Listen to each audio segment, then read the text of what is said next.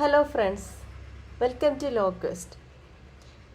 ഇന്ന് ഇന്ത്യയുടെ constitution day ആണ്. അതുകൊണ്ട് തന്നെ കോൺസ്റ്റിറ്റ്യൂഷനിലെ ഒരു ടോപ്പിക്കാണ് ഇന്ന് ലോക്വസ്റ്റിലൂടെ ഡിസ്കസ് ചെയ്യാൻ പോകുന്നത്. Fundamental rights. നമുക്ക് നോക്കാം. Fundamental rights article 12 to 35 of കോൺസ്റ്റിറ്റ്യൂഷനിലാണ് ഫണ്ടമെൻ്റൽ റൈറ്റ്സിനെ പറ്റി പറയുന്നത്.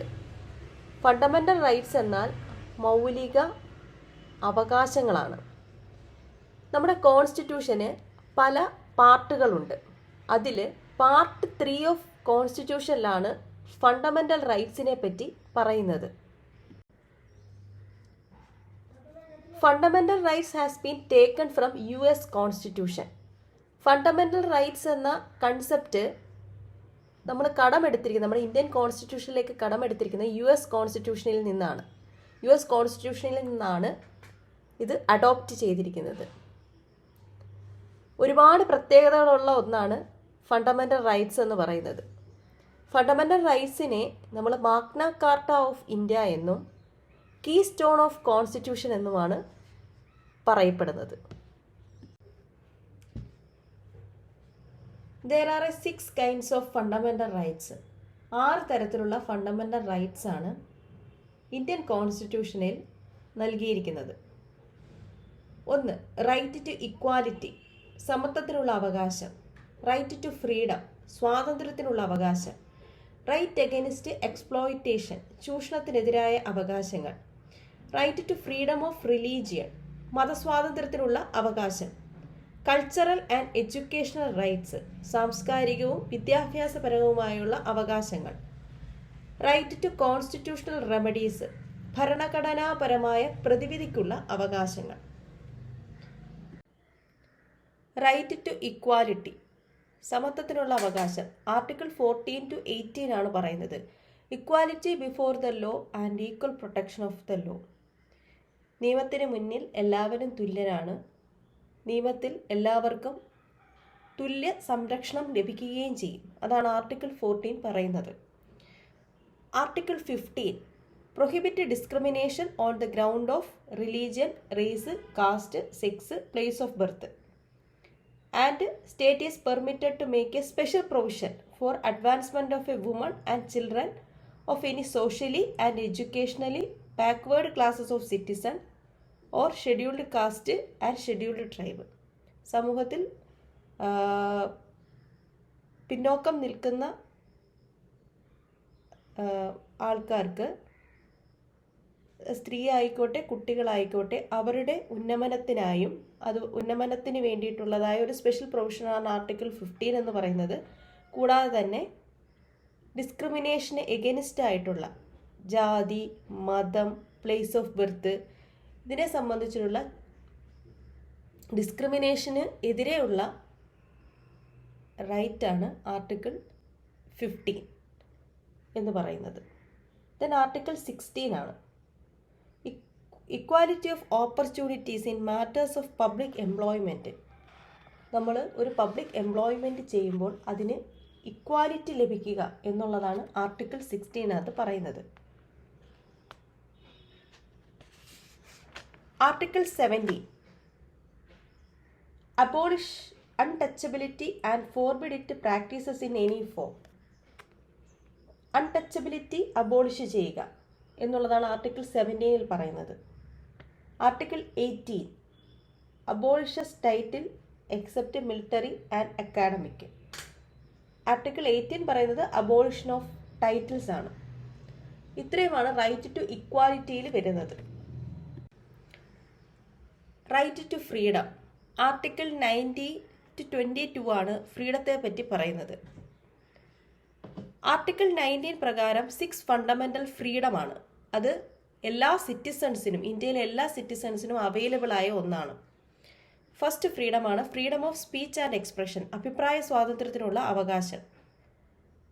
To assemble peaceably and without arms, സമാധാനപരമായി സമ്മേളിക്കുന്നതിനുള്ള സ്വാതന്ത്ര്യം. To form association or union or cooperative societies, സംഘടനകൾ രൂപീകരിക്കുന്നതിനുള്ള സ്വാതന്ത്ര്യമുണ്ട്. To move through the territory of India. India മുഴുവൻ ഫ്രീ സഞ്ചാര സ്വാതന്ത്ര്യം അതാണ് ഉദ്ദേശിക്കുന്നത്. Then to reside and settle any part of the territory of India. ഇന്ത്യയിൽ എവിടെയും താമസിക്കുന്നതിനുള്ള സ്വാതന്ത്ര്യങ്ങളുണ്ട്. To practise any profession or to carry on any occupation or trade or business. മാന്യമായ ഏത് തൊഴിലും ചെയ്യുവാനുള്ള ഒരു സ്വാതന്ത്ര്യം നമ്മുടെ ഭരണഘടന നമുക്ക് തരുന്നുണ്ട്. Right against exploitation article 23 and 24. ചൂഷണത്തിനെതിരായുള്ള അവകാശങ്ങൾ. അതിൽ തന്നെ ആർട്ടിക്കിൾ 23 പറയുന്നത് prohibit traffic in human being and other similar forms of forced labour. മനുഷ്യക്കടത്ത്, അതുപോലെ തന്നെയുള്ള സിമിലർ ആയിട്ടുള്ള എന്തെങ്കിലും തരത്തിലുള്ള ഹാർഡ് ഫോഴ്സ്ഡ് ആയിട്ടുള്ള ലേബർ, ഇതൊക്കെ പ്രൊഹിബിറ്റ് ചെയ്യുന്നതാണ് ആർട്ടിക്കിൾ 23 പറയുന്നത്. Article 24 prohibit employment of a children below the age of 14 years, child labour in any factory, mine or other hazardous activities. 14 വയസ്സിന് താഴെയുള്ള കുട്ടികളെ ചൈൽഡ് ലേബറിൽ നിന്ന് പ്രൊഹിബിറ്റ് ചെയ്യുക എന്നുള്ളതാണ് ആർട്ടിക്കിൾ 24 പറയുന്നത്. ഇത് രണ്ടുമാണ് റൈറ്റ് അഗൈൻസ്റ്റ് എക്സ്പ്ലോയിറ്റേഷനകത്ത് വരുന്നത്. ഇന്ത്യ എന്നുള്ളത് ഒരു മതേതരത്വ രാജ്യമാണ്. ഓരോരുത്തർക്കും അവരുടേതായ മതം സ്വതന്ത്രമായി തിരഞ്ഞെടുക്കുവാനും അത് അനുഷ്ഠിക്കുവാനുള്ള അവകാശം നമ്മുടെ ഇന്ത്യൻ ഭരണഘടന നൽകിയിട്ടുണ്ട്. Right to freedom of religion article 25 to 28 പറയുന്നത്.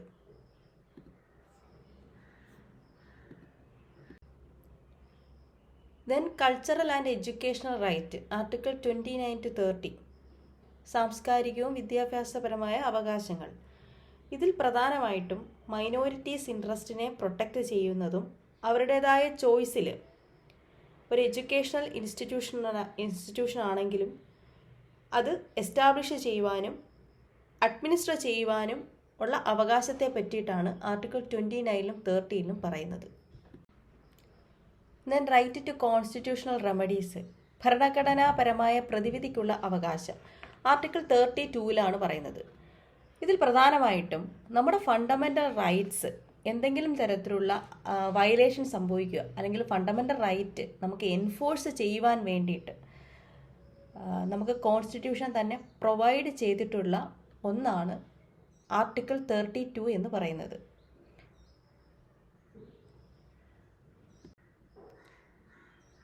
ഇതുമായി ബന്ധപ്പെട്ട ഒന്നാണ് റിട്ട്.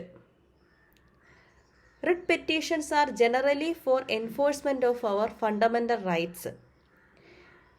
നമ്മുടെ ഫണ്ടമെൻ്റൽ റൈറ്റ്സിന് എന്തെങ്കിലും തരത്തിലുള്ള വയലേഷൻ സംഭവിച്ചു കഴിഞ്ഞാൽ നമുക്ക് റിട്ട് പെറ്റീഷൻ സുപ്രീം കോടതിയിലോ ഹൈക്കോടതിയിലോ ഫയൽ ചെയ്യാവുന്നതാണ്. ഇത് നമ്മുടെ ഫണ്ടമെൻ്റൽ റൈറ്റ് നമുക്ക് എൻഫോഴ്സ് ചെയ്ത് കിട്ടുന്നതിന് വേണ്ടിയിട്ടാണ് റിട്ട് പെറ്റീഷൻ നമ്മൾ ഫയൽ ചെയ്യുന്നത്.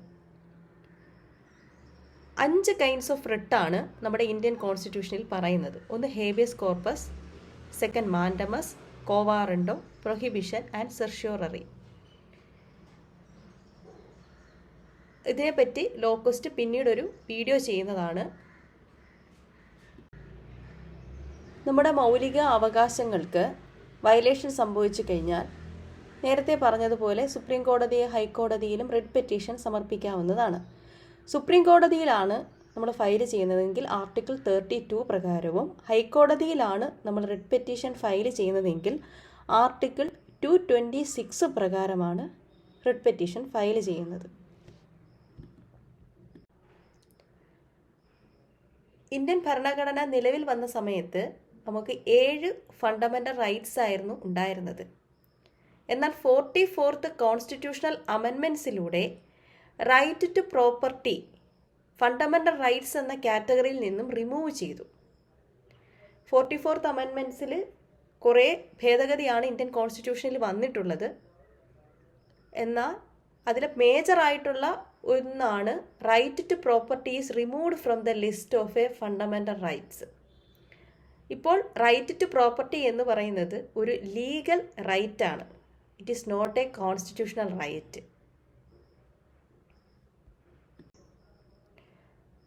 Thank you for watching Loquest. നിങ്ങളുടെ നിർദ്ദേശങ്ങളും അഭിപ്രായങ്ങളും കമൻറ്റ് ചെയ്യുക.